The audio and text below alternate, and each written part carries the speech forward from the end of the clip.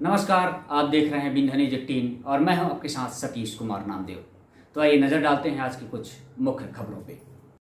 बहनों को भी जीने का हक है। क्यों? हम क्या केवल रोने के लिए पैदा हुए हैं?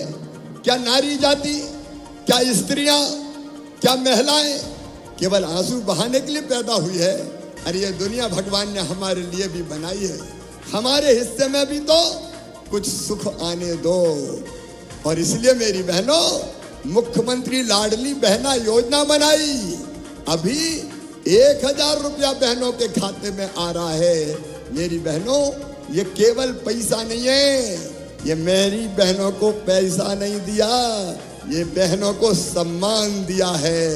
मेरी बहनों, तुम्हें सम्मान दिया है,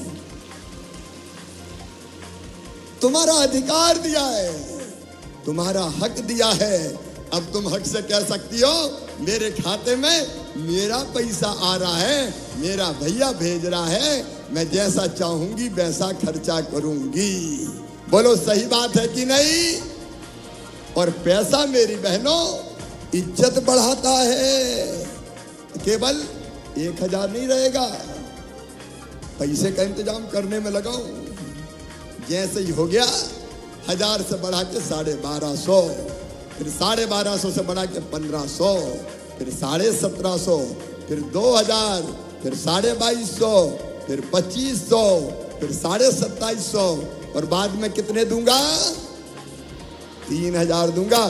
तब मेरी आत्मा को चैन मिलेगा कि मैंने अपनी बहनों के लिए कुछ कर दिया।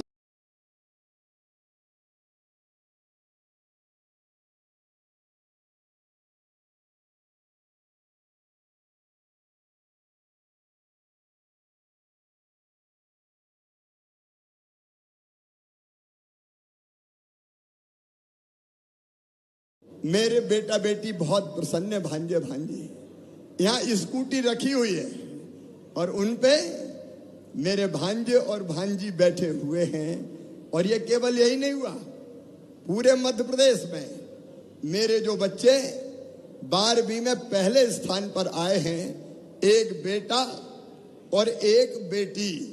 पहले मैंने सोचा था बेटियों को स्कूटी देने की, लेकिन भांजे कहने लगे मामा बेईमानी हो रही है रे, हमें भी दो। तो हमने भांजों को भी दी और भांजियों को भी दी।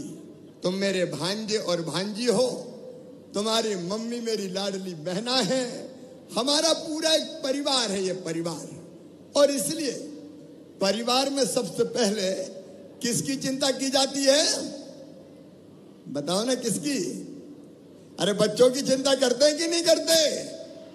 तो परिवार में सबसे पहले कौन की चिंता करते हैं? और इसलिए मैंने सोचा कि पढ़ाई में मेरे बेटा बेटियों के कोई दिक्कत ना रहे।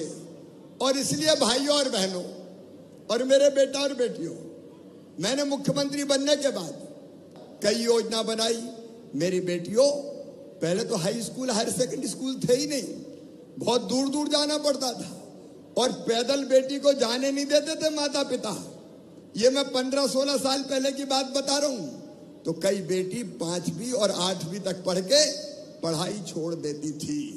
तब मेरे मन में आया कि बेटियों को आगे पढ़ना चाहिए। पढ़ना चाहिए कि नहीं? इसलिए मैंने तय किया कि अगर कोई बेटी अपने गांव से दूसरे गांव पढ़ने जाएगी तो मामा पैदल नहीं जाने देगा, मामा साइकिल दिलवाएगा। साइकिल दिलवाना शुरू की, दूसरे गांव पढ़ने जाना पड़े। फिर कुछ दिन के बाद भांजों ने भी मुझे कहा कि मामा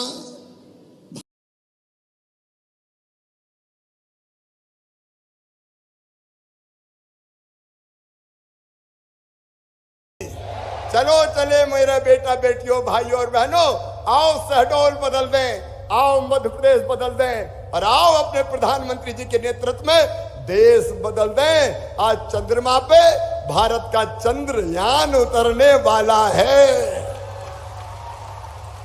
इसके लिए सब वैज्ञानिकों को बधाई, प्रधानमंत्री जी को भी बहुत बहुत धन्यवाद, प्रणाम, नमस्कार।